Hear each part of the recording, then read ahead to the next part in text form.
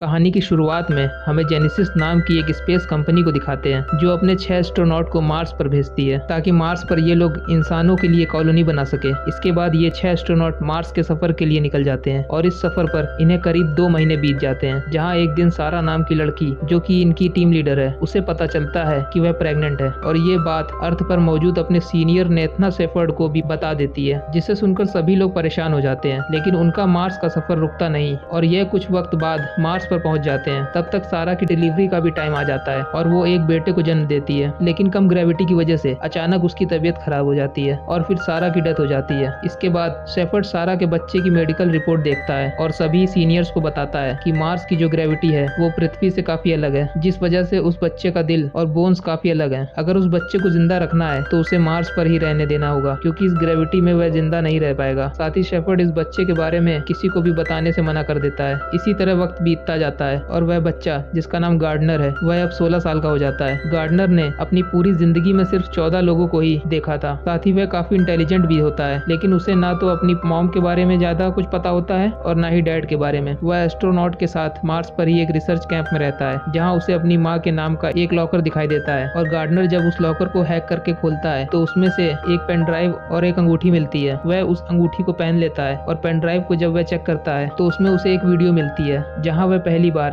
अपनी मॉम को एक आदमी के साथ काफी एंजॉय करते हुए देखता है। उसे लगता है कि शायद यही उसके डैड हैं। इसके बाद वो उनकी वीडियो का स्क्रीनशॉट लेकर उनका एक फोटो निकालता है और उसे अपने पास रख लेता है। आगे हम गार्डनर को अर्थ पर एक लड़की से चैट करते हुए देखते हैं जिसका नाम तुलसा है। तुलसा गार्डनर से कहती है कि मैं अपनी जिंदगी अपनी मर्जी से जीना चाहती हूँ, साथ ही कई जगहों पर घूमना चाहती हूँ। इस पर गार्डनर उसे जवाब देते हुए कहता है कि काश मैं भी ऐसा कह पाता। यह सुनकर तुलसा उससे पूछती है कि तुम्हें कौन रोकता है। इस पर वो उसे कहता है माई डिसीज ऑस्टियोजेनेसिस इम्परफेक्ट, यानी उसकी बोन्स काफी कमजोर है, जिस वजह से वह घर से बाहर नहीं जा सकता। साथ ही वह तुलसा को बताता है कि वह किसी घर में नहीं बल्कि पेंट हाउस में रहता है जो पार्क एवेन्यू पर है, लेकिन तुलसा को उसकी बात पर यकीन नहीं होता है। इसके बाद हम गार्डनर को मार्स पर काफी तेज स्पीड में एक व्हीकल चलाते हुए देखते हैं, जिस वजह से वह गिर जाता है और उसका ऑक्सीजन पाइप निकल जाता है। ऑक्सीजन न मिलने की वजह से गार्डनर मरने ही वाला होता है, लेकिन तभी यहाँ कैंड्रा आ जाती है जो गार्डनर को अपने बेटे की तरह समझती थी। वह जल्दी से उसे संभालती है और उसे समझाते हुए कहती है कि ऐसी गलती दोबारा मत करना, क्योंकि मैं तुमसे बहुत प्यार करती हूँ और तुम्हें खोना नहीं चाहती हूँ। यह सुनकर गार्डनर भी थोड़ा इमोशनल हो जाता है। इतने में ही कैंड्रा की नजर डेस्क पर पड़ी फोटो पर पड़ती है, जिसे देखकर वह समझ जाती है कि गार्डनर अपने पास्ट के बारे में जानना चाहता है। इसलिए वह अपने सीनियर शेफर्ड को कॉल कर उससे कहती है कि मुझे अब गार्डनर को अर्थ पर ले जाने की परमिशन चाहिए, लेकिन शेफर्ड मना कर देता है और कैंड्रा से कहता है कि ऐसा मुमकिन नहीं है, इसलिए गार्डनर की सर्जरी करनी पड़ेगी, तभी वह अर्थ पर रह पाएगा। यह सुनकर कैंड्रा उसे किसी तरह मना लेती है और फिर गार्डनर की सर्जरी होती है, जिसके बाद उसकी फिजिकल फिटनेस को भी मेंटेन किया जाता है और इन सब में करीब 2 महीने बीत जाते हैं। एक रात गार्डनर तुलसा को वीडियो कॉल कर उसे बताता है कि वह जल्दी उससे मिलने आ रहा है, जिसके बाद गार्डनर अर्थ के लिए अपना सफर शुरू करता है, जहाँ कैंड्रा भी उसके साथ थी। जैसे ही वह अर्थ पर लैंड करता है उस पर कई तरह के ट्रीटमेंट किए जाते हैं ताकि पता लगाया जा सके कि वो यहाँ भी रह सकता है या नहीं, और गार्डनर इसमें फेल हो जाता है, यानी वो यहाँ पर रहने लायक नहीं है। इसलिए उसे दोबारा मार्स पर भेजने की तैयारी शुरू हो जाती है। गार्डनर को जब पता चलता है कि यह सब उसे दोबारा मार्स पर भेज रहे हैं तो वह यहाँ से चुपचाप भाग जाता है और आज वह पहली बार बिना ऑक्सीजन मास्क के खुले आसमान के नीचे घूम रहा था। यह देखकर वह बहुत खुश होता है। इसी दौरान बारिश भी होने लगती है और गार्डनर पहली बार बारिश को एंजॉय करता है। वहीं हम कैंड्रा को गार्डनर की वजह से काफी परेशान देखते हैं। तभी उसे याद आता है कि गार्डनर तुलसा नाम की लड़की से बात करता है, इसलिए वो शेफर्ड को लेकर गार्डनर को ढूंढने के लिए निकल जाती है। वहीं दूसरी तरफ गार्डनर तुलसा से मिलने के लिए उसके कॉलेज में पहुंच जाता है, जहाँ वो तुलसा को देखकर उसका नाम पुकारता है। पहले तो वो उसे पहचान नहीं पाती है, लेकिन जब गार्डनर उसे अपना नाम बताता है तो वो उसे एक जोरदार थप्पड़ मारती है और उससे कहती है कि तुम 7 महीने से कहाँ गायब थे। इसके बाद दोनों एक दूसरे को गले लगाते हैं और गार्डनर तुलसा के साथ उसके क्लासरूम में आ जाता है, जहाँ वो उसे ही देखता रहता है। इसी दौरान टीचर सभी स्टूडेंट से पूछती है कि बल्ब और टेलीफोन की खोज किसने की थी। इस पर तुलसा एडिसन का नाम लेती है। तभी गार्डनर कहता है कि एडिसन ने करंट बनाया था और निकोला टेस्ला ने अल्टरनेटिंग करंट बनाया था। यह सुनकर सभी स्टूडेंट्स उसके लिए तालियां बजाने लगते हैं और गार्डनर बहुत खुश होता है। जब क्लास खत्म हो जाती है तब तुलसा उससे पूछती है कि आखिर तुम कहाँ से आए हो। इस पर गार्डनर मार्स का नाम लेता है। यह सुनकर तुलसा हंसने लगती है और उसकी बात पर यकीन नहीं करती है, जिसके बाद गार्डनर उसे बताता है कि जब मैं पैदा हुआ था तब मेरी मॉम की डेथ हो गई थी और अब मैं अपने डैड को ढूंढने के लिए यहाँ पे आया हूँ। साथ ही वह तुलसा से ये भी कहता है कि वो यहाँ नया है और यहाँ किसी को भी नहीं जानता है। फिर वो उसे अपने डैड की फोटो दिखाता है, जिसके बाद तुलसा भी उसकी हेल्प करने के लिए राजी हो जाती है और दोनों गार्डनर के डैड को ढूंढने के लिए निकल जाते हैं। लेकिन उन्हें ढूंढने से पहले ये दोनों तुलसा के घर आते हैं, जहाँ से तुलसा कुछ पैसे लेती है। इतने में ही यहाँ कैंड्रा और शेफर्ड दोनों आ जाते हैं। कैंड्रा गार्डनर से वापस चलने के लिए कहती है क्योंकि उसकी तबीयत खराब हो सकती थी, पर वो उसकी एक भी बात नहीं सुनता और कैंड्रा से कहता है कि मैं अपनी डैड को ढूंढने के लिए जा रहा हूँ। इतना कहकर वो यहाँ से भाग जाता है और उसे पकड़ने के लिए कैंड्रा उसके पीछे जाती है। इतने में ही शेफर्ड भी कार लेकर गार्डनर का पीछा करता है, लेकिन तभी यहाँ तुलसा एक हेलीकॉप्टर लेकर आ जाती है और गार्डनर को अपने साथ ले जाती है। पर तुलसा को यह अच्छी तरह चलाना नहीं आता था। इतने में ही हेलीकॉप्टर का फ्यूल भी खत्म हो जाता है, जिस वजह से वो डगमगाने लगता है और सामने गोदाम से टकराने वाला होता है कि इससे पहले ही ये दोनों उसमें से कूद जाते हैं, जिसके बाद उनका हेलीकॉप्टर उस गोदाम से टकरा जाता है और एक बहुत बड़ा ब्लास्ट होता है। ये ब्लास्ट देखने के बाद कैंड्रा और शेफर्ड दोनों बहुत ज्यादा डर जाते हैं। उन्हें लगता है कि गार्डनर इस ब्लास्ट में मारा गया है, लेकिन जब यहाँ पे आकर चेक करते हैं तो उन्हें पता चलता है कि वह तो पहले ही हेलीकॉप्टर से कूद गया था और अब यहाँ से भाग चुका है। इधर गार्डनर और तुलसा एक कार किराए पर लेते हैं और अपना आगे का सफर तय करते हैं। रास्ते में गार्डनर को एक घोड़ा दिखाई देता है, जिसे देखकर वह बहुत ज्यादा डर जाता है। तुलसा अब गार्डनर की इन बातों को नोटिस करती है तो उसे काफी अजीब लगता है, पर उसे अभी भी यकीन नहीं होता कि गार्डनर मार्स से आया है। वहीं गार्डनर के पास अपनी डैड की फोटो तो है,